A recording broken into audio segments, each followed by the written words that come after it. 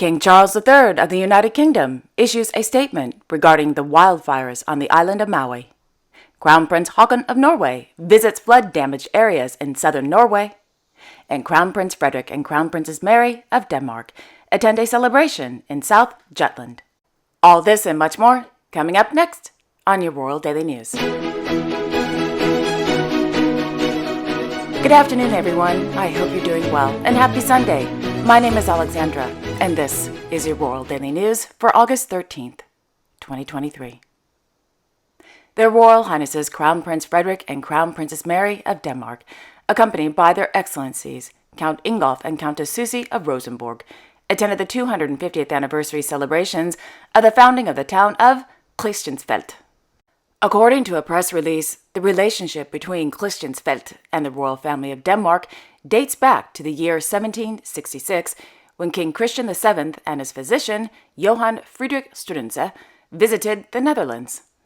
It was in the Netherlands that the king, and especially Struensee, were impressed by the Brethren town of Zeist, where the, quote, Brethren's skilled craftsmen and merchants had built a beautiful and well-functioning town, end quote. On December 10, 1771, the king signed a license for the Congregation of the Brethren to build a parish town. As a thank you for the king's kindness, the Congregation of the Brethren named the town Christiansfeld. In July 2015, the town became a UNESCO World Heritage Site. During today's celebrations, the Crown Prince couple, along with the Count and Countess of Rosenborg, were welcomed to the historic town by the mayor of Holding Municipality, Mr. Knud Erik Langhoff, and several South Jutland government representatives. At 10 a.m., the royal foursome attended a celebratory service at the Church of the Brethren. After the service, the Crown Prince couple walked across the church square to the Museum Holding to view an exhibition about the history of Christiansfeld. The day ended with a visit to the Brethren Cemetery and the Bretherlands Hotel.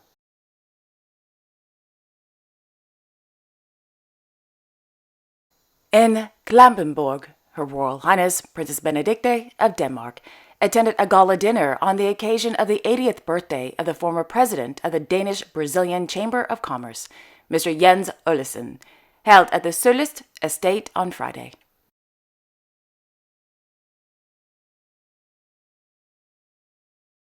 His Royal Highness Crown Prince Haakon of Norway arrived at the Klekken Hotel in Honfoss on Saturday, where he met with individuals and families who fled their homes due to the deadly floods in southern Norway. Upon his arrival, the Crown Prince was welcomed by the state administrator, the mayor of Honfoss, the acting deputy police chief, and representatives from the Norwegian Water Resources and Energy Directorate, NVE.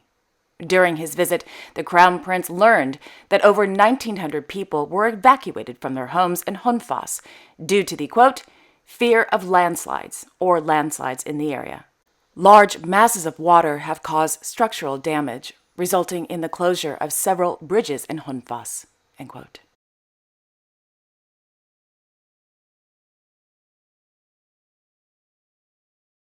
On Friday, in Paris, Her Royal Highness Grand Duchess Maria Therese of Luxembourg attended the funeral of her dear friend, historian, and former member of the European Parliament, Ms. Hélène Carrère-Dancous, held at the Église Saint-Germain-des-Prés.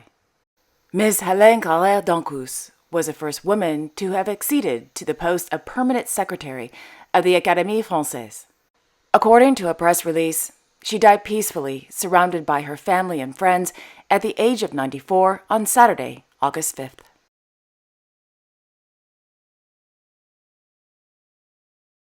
In Bangkok, the Thai royal court released 3 new photos of Her Majesty Queen Sirikit of Thailand, the Queen Mother, on the occasion of her 91st birthday on Saturday. The Queen's Mother's birthday is a holiday in Thailand known as National Mother's Day.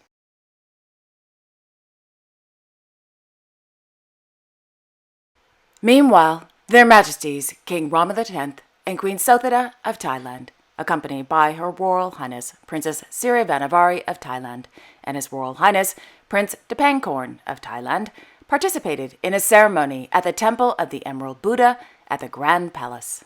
The ceremony was held on the occasion of the Queen Mother's 91st birthday. Thereafter, members of the royal family arrived at the throne hall to light candles and incense, as well as to pray to Buddha and present offerings.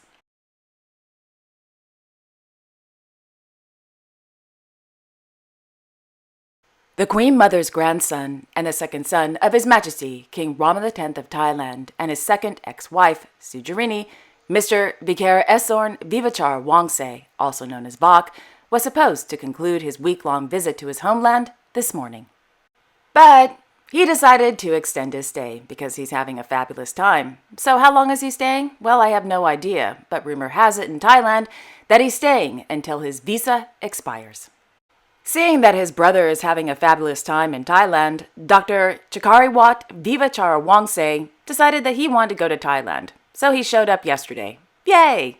The king's third son, a well-known doctor living in New York City, decided to join in on the fun of trolling their father, who basically abandoned them after he divorced their mother, Sujarini, in 1996, by coming to Thailand and staying for, well, I have no idea how long.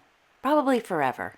The brothers began their fun-filled day at the Surrey Raj Hospital to visit the statues of Prince Mahidal and their grandfather, the late King Rama IX.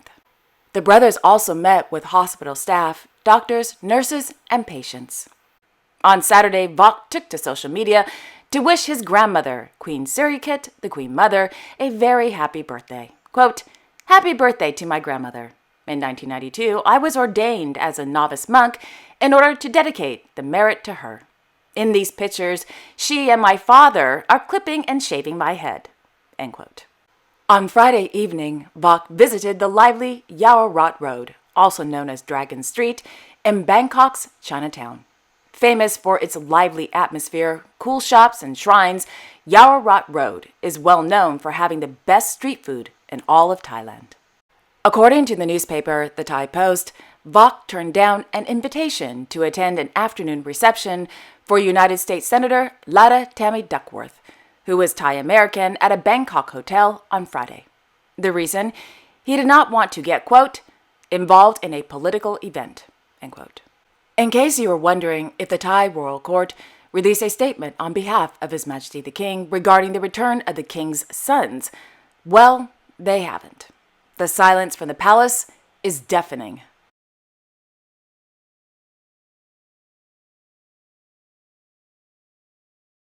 In Scotland, His Serene Highness Prince Albert II of Monaco attended the UCI Cycling World Championships at Stirling Castle on Friday afternoon. The Sovereign Prince was at the finish line to cheer on the cyclists.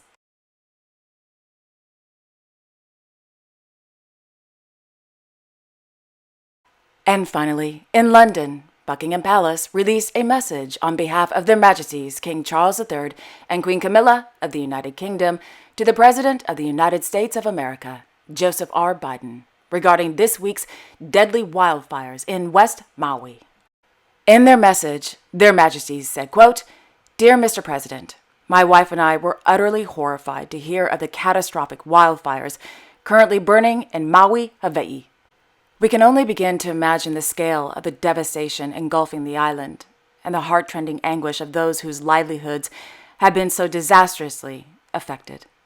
However inadequate it may be, we both wanted to send our deepest possible sympathy to the families of those who have so tragically lost their lives, and our prayers remain with all of those whose loved ones are missing and whose homes have been destroyed. As the recovery effort continues, my special thoughts are with the extraordinarily brave emergency responders and the Maui residents who are providing their support and assistance." End quote. As of today, Sunday, over 93 people lost their lives after the fires destroyed the entire town of Lahaina and Kula, which is in upcountry Maui. Over 1,000 people are still missing, according to local news stations KITV, KHON, and Hawaii News Now. Moreover, hundreds of pets have been injured and or lost. In a press conference, the governor of Hawaii, Josh Green, stated, quote, "When you see the full extent of the destruction in Lahaina, it will shock you. It does appear like a bomb and fire went off. And all of the buildings virtually are going to have to be rebuilt.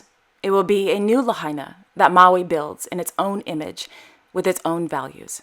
End quote. If you would like to help the people of West Maui and their sweet pets, in the description box below, I will leave direct links to the official websites for the American Red Cross Hawai'i, the Humane Society Maui, and the Hawai'i Community Foundation. Also, if you see a charity on social media that is claiming that they are accepting donations to help those affected by the devastating wildfires, and you are unsure if the charity is legitimate, well, in the state of Hawaii, well, in fact, in all states, any charity asking for donations must be registered with the Department of the Attorney General for the state of Hawaii. So, if you want to check the status of a charity, I will leave a direct link to the Department of the Attorney General in the description box below. And with that, mahalo nui loa, my friends.